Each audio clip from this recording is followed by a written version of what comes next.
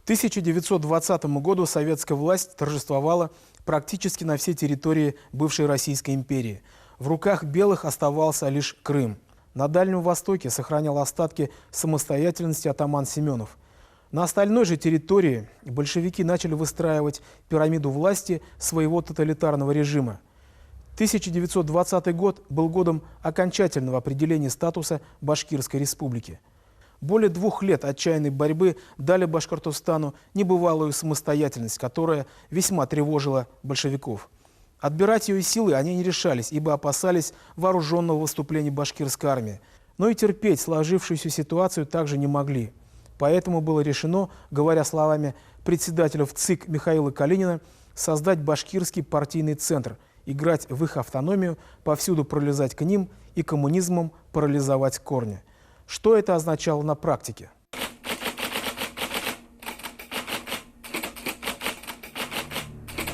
Башкирские войска и население фанатично преданы своим вождям, без подрыва авторитета которых нечего было и думать об успехе большевизма. Поэтому нужно было вбить между ними клин, роль которого должны были сыграть засланные центром коммунисты. Последние должны были вдолбить населению учения о классовой борьбе и тем самым расслоить башкирский народ и войско, которое парадоксальным образом оставалось единственной частью Красной Армии, до сих пор не подвластной партии большевиков. Народу нужно было внушить, что Валидов и его соратники не отражают его пресловутых классовых интересов. В это время во главе башкирского правительства, Башревкома, стоял коммунист с 1918 года Харис Юмагулов. Валидов, имевший шлейф образа белогвардейца, намеренно самоустранился на второй план, занимая должность военного комиссара республики. Ревизор НКВД, находившийся в Башкирии с апреля по октябрь 1919 года, Зарецкий, докладывал начальству в Москве. Автономное движение среди башкир, несомненно, сильное. Очень немногих из них вы найдете не сторонников автономии. Возвращаясь к так называемым башкирским вождям, скажу, что с ними нам вряд ли удастся обойтись по добру по здорову. Чтобы как следует с ними разговаривать, нужно добиться большего нашего влияния и на башкирское население, и особенно на башкирские полки. Для чего необходимо сейчас же, по моему мнению, усиленно наводнить Башкирию и башкирские полки коммунистами, независимо от их национальности, чего, к сожалению, до сих пор сделано было очень мало. Вся эта работа должна проходить, несомненно, под флагом автономии. Путь, предложенный Зарецким, лишение башкирских вождей социальной опоры путем большевизации армии и масс, был верным, но слишком долгим. Это-то и удручало противников автономии. Нужно было как-то ускорить этот процесс. К 1920 году был создан Башкирский обком партии как контролирующий действия башкирского правительства орган центральной советской власти. Башкирская контрразведка была реорганизована в БашЧК и подчинялась теперь непосредственно Дзержинскому. Из нее были вытеснены валидовцы, место которых заняли их идейные противники. Именно в кабинетах обкома и БашЧК возник план блицкрига по устранению от руководства республикой Валидова и его соратников.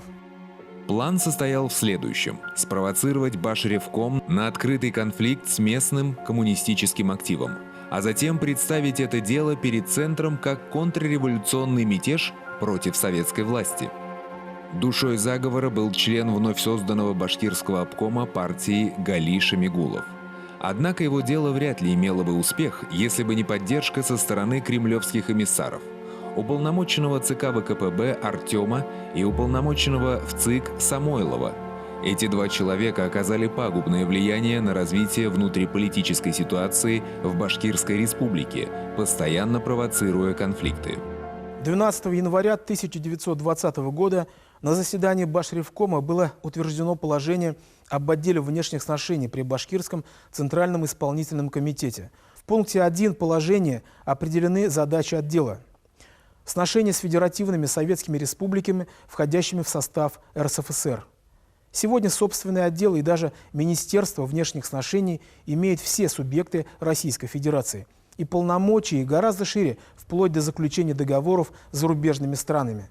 Но в далеком 1920 году Артему, Самойлову и, конечно же, Шамигулову, такое положение дел казалось махровой самостейщиной и сепаратизмом. На ответном заседании Башкирского обкома партии постановили признать, что проект об организации комиссариата внешних сношений означает фактически первый шаг к полному отделению Башкирии. Но это безобидный был отдел, понимаете, это внешних сношений. Это для налаживания связей экономических, культурных. Это прежде всего соседними губерниями и республиками это был образован. С рьяностью, достойной лучшего применения, они стали претворять в жизнь задуманный план. Мухаммедшах Бурангулов описывает, когда вот Муценик находился у них в командировке, но он любил там поддавать, его напоили, и он в пьяном виде вот, говорит, разболтал, что скоро будет конец Башевкому, что Валидов будет арестован, что мы его расстреляем и так далее. Вот это действительно имело место. И об этом сообщает, кстати, и Муллаян Халиков, не только Мухаммедшах Бурангулов, это Муллаян Халиков, он вот передал все это. Возможно, это действительно имело место. Это была, скорее всего, дезинформация, направленного действия, смысл которой состоял в том, чтобы вызвать неадекватные сложившиеся ситуации действия Башревкома. И она удалась. Башкирские деятели, неискушенные в подобных делах, проглотили наживку. В ночь с 15 на 16 января 1920 года все участники предполагаемого заговора были арестованы. Комендант Стерлитамака, чешский офицер Файгель, официально заявил, что будет стрелять по Красной армии РСФСР, раз ему прикажут башкирские власти. Этого только и добивались заговорщики. Артем торжествующе докладывает Ленину, мол, что и следовало доказать. Башревком – это логово антибольшевизма.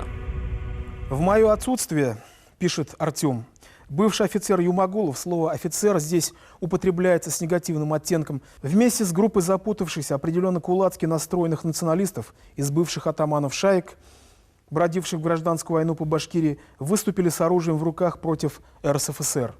Был арестован областной комитет коммунистической партии Башкирии, кроме Самойлова. Были приведены в боевую готовность войска. Стерлитамак походил на завоеванный город. Конец цитаты. Артем откровенно лгал, когда говорил о вооруженном выступлении против советской власти. Лгал он и дальше. Восстание почти неизбежно. Башревкомовцы потеряли массы. Одна надежда у них – на спровоцирование находящихся в Башкирии частей башкирской армии. На самом деле Башревком был менее всего заинтересован в каком бы то ни было конфликте с центром. Но Артем усердствовал, представляя дело в нужном ему свете. Ленин решительно вмешался в ситуацию, потребовав от Юмагулова немедленной явки в Москву для дачи объяснений. Командующий Туркестанским фронтом Фрунзе принял меры к тому, чтобы не допустить выступления башкирской кавалерийской бригады Муртазина, стоявшей под Оренбургом на стороне Башревкома, а сам Муртазин был нейтрализован. Вот эта провокация, если они вот такую цель преследовали, она удалась. Почему? Потому что Владимир Ильич Ленин сразу отбил телеграмму, что о немедленном освобождении всех арестованных коммунистов. И сюда были направлены карательные отряды даже, понимаете, вот из соседних губерний. То есть центр поверил, естественно, областному комитету партии. И даже Муса Муртазин был взят под домашний арест. Вот дело до этого дошло. Вот. То есть эта провокация действительно удалась. Им удалось вот в полной мере очернить вот Башревком Заки-Валиди перед лицом Центрального комитета партии и советским правительством. В Стерлитамак, столицу автономного Башкортостана, был отправлен конный отряд красноармейцев. 19 января 1920 года арестованные заговорщики вышли из тюрьмы героями. Оренбургский обком РКПБ тут же изложил свои соображения по башкирскому вопросу. По нашему мнению, автономная Башкирия не выдержала испытаний жизни, но, принимая во внимание, что наша восточная политика требует создания автономных республик, мы предложили бы ЦК в отношении Башкирии следующие меры. Устранение из Башревкома Юмагулова, Карамышева. Вычистить кантональные башкирские учреждения от белогвардейцев, для чего во главе Башчика, Кантревкомов, Канчика поставить коммунистов со стажем. На деле это означало полную дебашкиризацию органов советской власти Башкортостана. так как почти все башкирские чиновники в столице и в кантонах являлись бывшими белогвардейцами, а коммунистов со стажем среди башкир вообще не было. Вместо уехавшего в Москву Хариса Юмагулова председателем Башревкома становится сам Валидов. Последствия январского конфликта не только не были устранены, но, напротив, конфликт продолжал разрастаться. Тогда Центр решил лично вмешаться в ситуацию. Москва оказалась в очень трудной ситуации, потому что все-таки автономия была признана, так ведь в марте 2019 года. Они не могли пойти на распуск этой автономии. И не могли, естественно, сразу там арестовать, скажем, если вот это члены Башревкома во главе с Заки Валиди. Потому что еще шла гражданская война, так ведь, и башкирские солдаты башкирских частей воевали на различных фронтах гражданской войны. Это было очень опасно. В марте 1920 года в Уфу прибыл сам Лев Троцкий. Вопреки ожиданиям местных большевиков, он встает на сторону Башревкома и критикует Самойлова.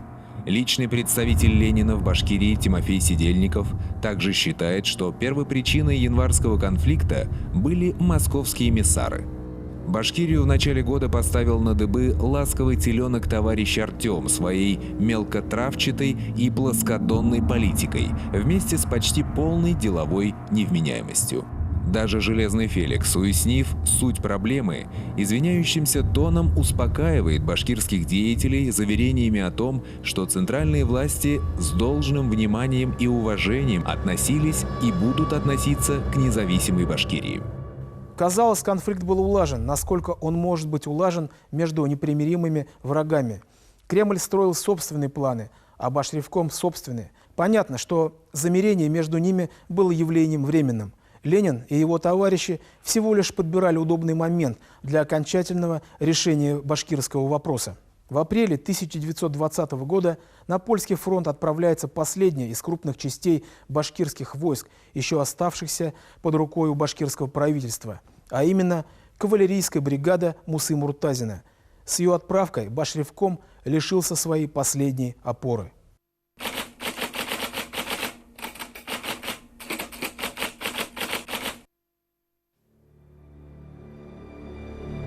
Муртазин перешел на сторону Советов еще в августе 1919 года.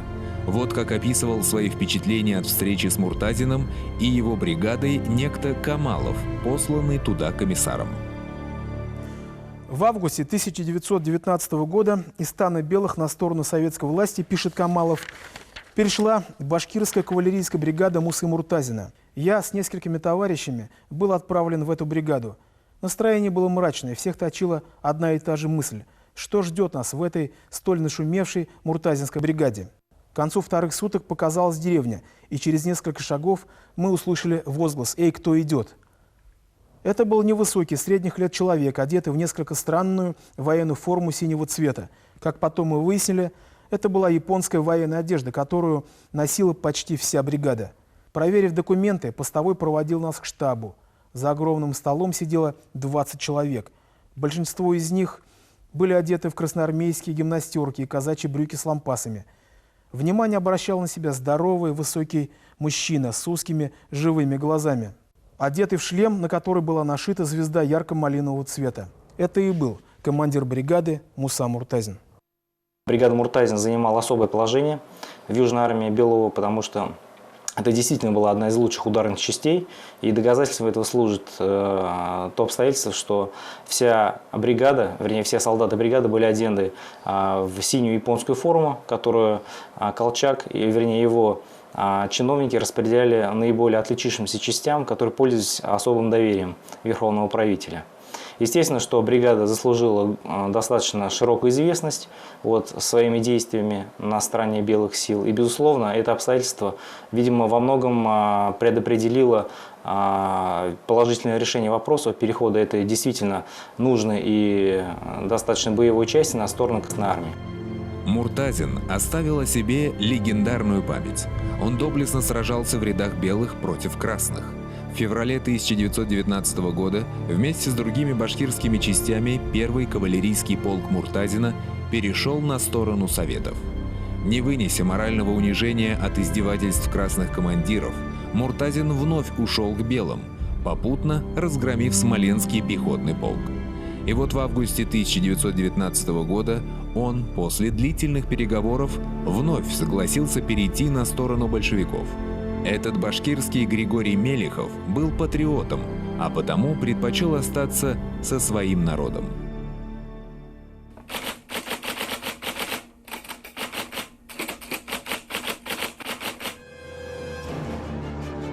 До известных январских событий 1920 года его бригада сражалась на Уральском фронте, подавляя последние очаги сопротивления уральских казаков.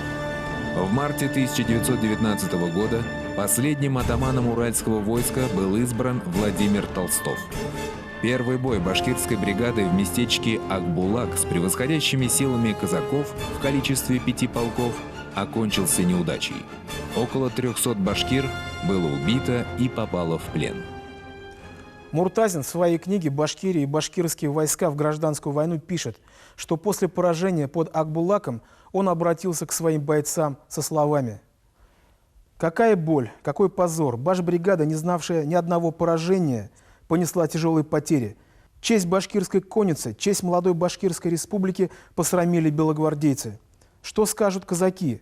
Что скажут за границей про нас? Я не хочу быть командиром бригады, которая не умеет бить врага». Слова Муртазина подействовали. Буквально на следующий день в сражении у Нефрошанки казаки понесли еще большие потери. Непрерывно ведя бои, башкирская кавалерийская бригада достигла последнего очага сопротивления атамана Толстого. Муртазин пишет: «Казаки сосредоточились в Джембетинской ставке. Это их последняя опорная цитадель. В 1 час 10 минут 30 октября бригада атакует противника.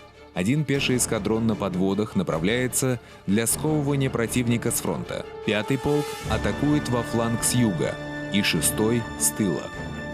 Противник окружен, и все пути отхода ему отрезаны.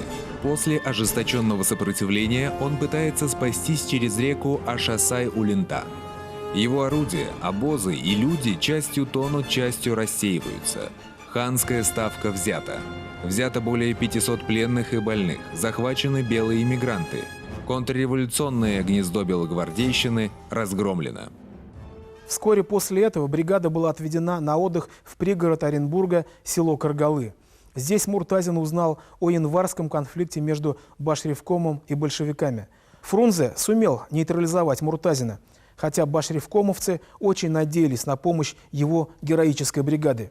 Конфликт вскоре был улажен, однако все понимали, что ненадолго. Поэтому командование Красной Армии принимает решение удалить Муртазина с глаз долой куда-нибудь подальше, во избежание возможного антисоветского мятежа, учитывая вспыльчивый и решительный характер комбрига. И тут, как по заказу, открывается польский фронт.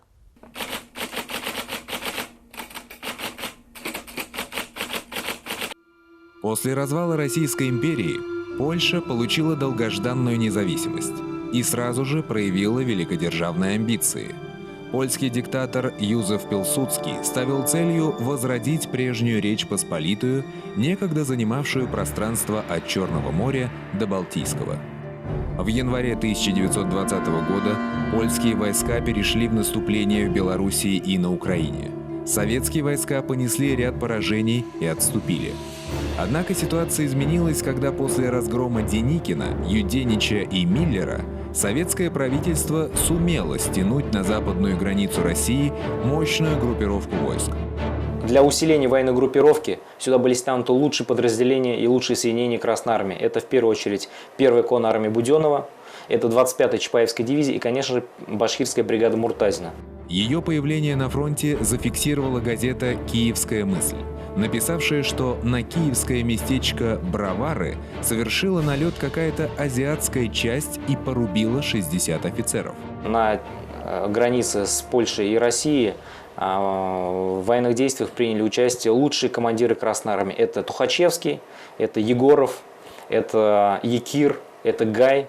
Ну и, скажем, в этой плеяде был и комбриг Муртазин, который сумел в этот период времени, в общем-то, завоевать достаточно хорошую репутацию боевого и талантливого командира и сумел ее реализовать на польском фронте.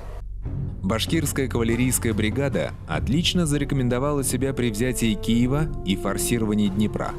Участник тех событий генерал-майор Лизюков впоследствии вспоминал: «Из ближайшего леса стройными колоннами выезжают польские уланы в темно-синих костюмах, разукрашенные позументами и золотыми аксельбантами в черных блестящих касках.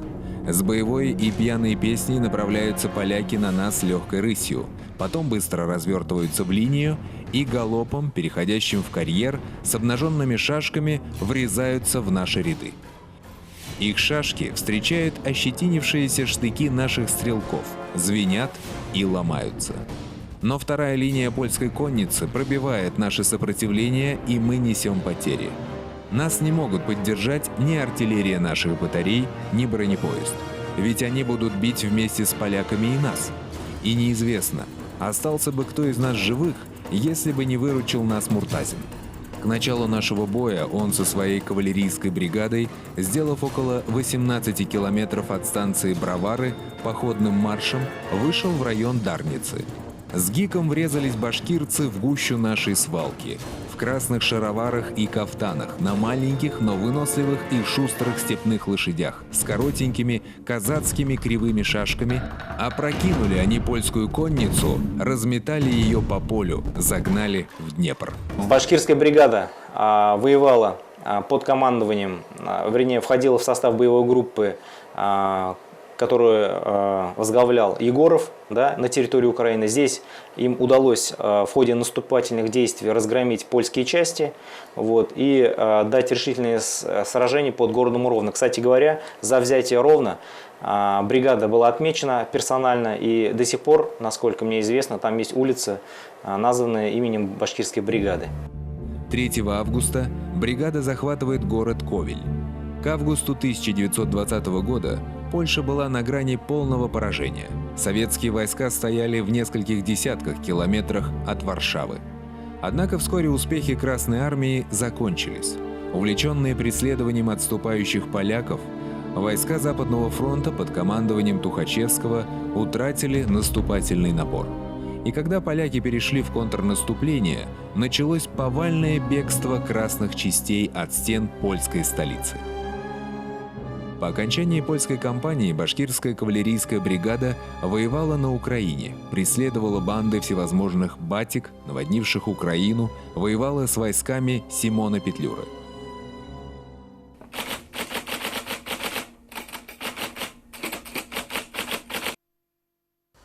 Неопределенность вопроса административно-территориального устройства России накаляла в некоторых субъектах Федерации обстановку. Поэтому Москва решила раз и навсегда покончить с игрой Федерацию свободных республик, одним ударом прекратить весь этот демократический балаган. Регионам нужно было навязать единый шаблон взаимоотношений с центром, чтобы затем спокойно проводить свою гибельную политику.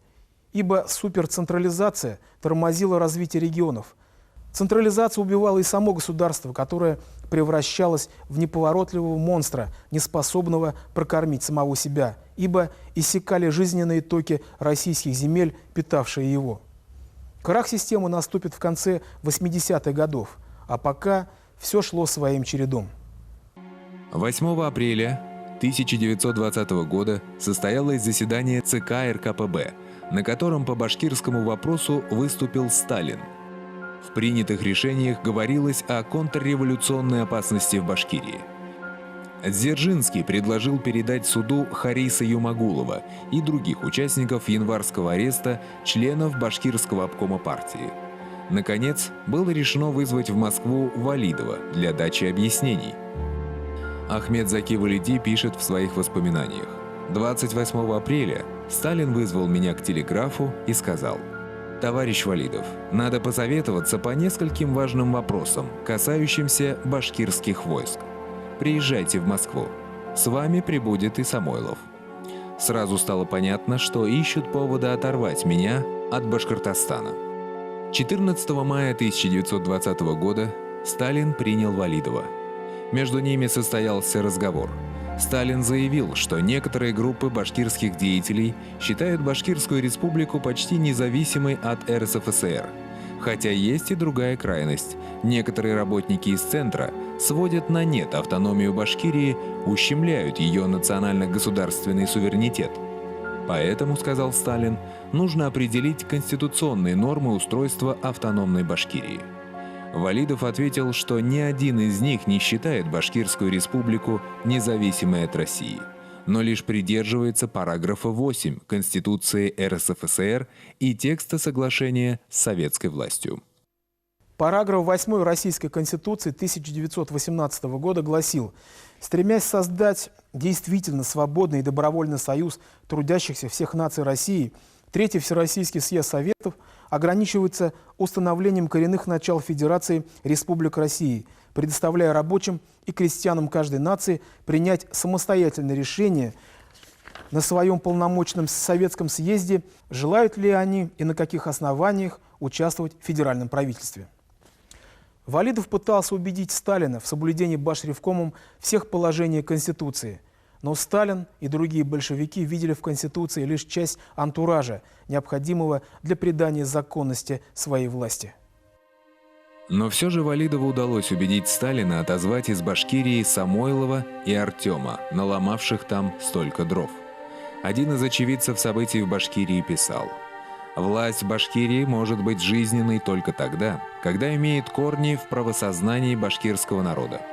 К сожалению, и старый режим, и товарищ Артем сделали все, чтобы возбудить среди башкир ненависть вообще к власти, да притом еще возглавляемой русскими». В Центральном комитете была образована специальная комиссия по башкирскому вопросу. Понимаете, вот как раз тогда. Во главе с самим Сталином. И этой комиссии было поручено подготовить документ, новые положения вообще о Башкирской автономной республике. Пользуясь тем, что Валидов фактически на положении заложника находится в Москве, 19 мая 1920 года Центральный исполнительный комитет и Совет народных комиссаров РСФСР за подписью Ленина и Калинина принимает декрет о государственном устройстве автономной Советской Башкирской Республики, которым Башкирия лишилась значительной части своей экономической и политической самостоятельности. К этому времени стало уже абсолютно ясно, что красные уже побеждают, что белое движение уже по существу оно потерпело поражение, понимаете, и не было необходимости в использовании башкирских частей против белого движения. И как раз к этому времени относится начало расформирования башкирских частей. Понимаете, вот ситуация изменилась. На следующий день после подписания декрета Валидов был у Ленина, чтобы высказать свое отношение к произошедшему событию. Валидов говорит: «В марте 1919 года мы приняли соглашение. Оба поставили подписи. Права одной угнетенной нации Востока, хоть и не в полной мере, были признаны. Через 14 месяцев они превратились в прах».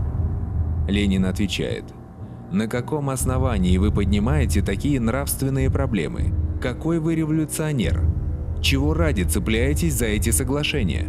Наше с вами соглашение – лишь клочок бумаги, который никого ни к чему не обязывает. Я серьезно и искренне желаю вашего сотрудничества с нами в общероссийском и мировом масштабе. Вам не к лицу поднимать такой спор из-за подписи, которая в другое время и при иных обстоятельствах вынуждена поставлена на клочке бумаги». Момент истины наступил. Большевики сбросили маску со своего лица, полностью обнажив свою тоталитарно-унитаристскую физиономию. О том, что большевики поступят именно так, Валидов догадывался с самого начала сотрудничества с ними. Но об одном ни он, ни Ленин никак не могли даже и предполагать. Написав свой декрет, большевики полагали, что одним росчерком пера решили проблему устройства Башкирии. Но они глубоко заблуждались. В 1920 году республика стала ареной восстаний. Башкирские войска не могли встать на защиту своей республики, ибо были выведены за ее пределы. Тогда на защиту республики встал сам народ.